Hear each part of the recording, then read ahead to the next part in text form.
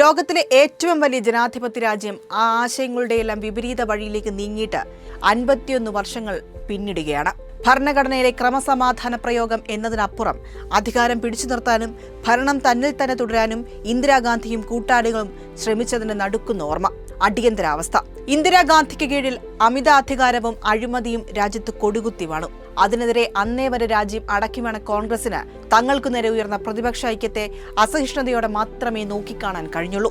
ജനം എതിരാണെന്ന് ബോധ്യമായ ഇന്ദിര 1975 ജൂൺ 25 അടിയന്തരാവസ്ഥ പ്രഖ്യാപിച്ചു. നാവടക്കൂ പണിയെടുക്കൂ എന്ന ഫാസിസത്തിന്റെ മുദ്രാവാക്യമായിരുന്നു ഇന്ദിരയുടെ ശൈലി.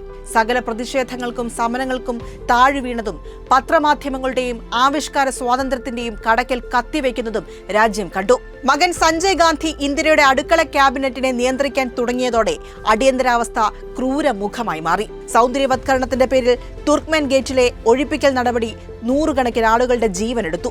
പട്ടിണിപ്പാവങ്ങളുടെ കൂരകൾ ബുൾഡോസർ കൊണ്ടുപോയി. ജനസംഖ്യയെ പിടിച്ചു നിർത്താൻ നിർബന്ധിത വന്ധ്യകരണമാണ് മാർഗമെന്ന് കരുതി മൃഗങ്ങളെ വന്ധ്യകരിക്കുന്നതിന് സമാനമായി സഞ്ജയുടെ പട്ടാളം പിടിച്ചുകൊണ്ടുപോയി വന്ധ്യകരിച്ചു. രാഷ്ട്രീയ എതിരാളികളെ എല്ലാം ഇന്ദിര ജയിലിൽ പൂട്ടിവെച്ചു. 21 മാസം നീണ്ടുനിന്ന ഈ കാടത്തം ലോക ചരിത്രത്തിലെ തന്നെ ഏറ്റവും വലിയ മനുഷ്യാവകാശ ലംഘനങ്ങളുടെ പട്ടികയിലാണ് ഇടം പിടിക്കുന്നത്. രാജ്യത്ത് ഇന്ന് മോദി നടത്തുന്ന ജനാധിപത്യ വിരുദ്ധതയുടെ എല്ലാം പ്രാക്ടിക്കൽ ഹാൻഡ്ബുക്ക് ഇന്ദിരാഗാന്ധിയുടെ ഈ നടപടിയാണ്.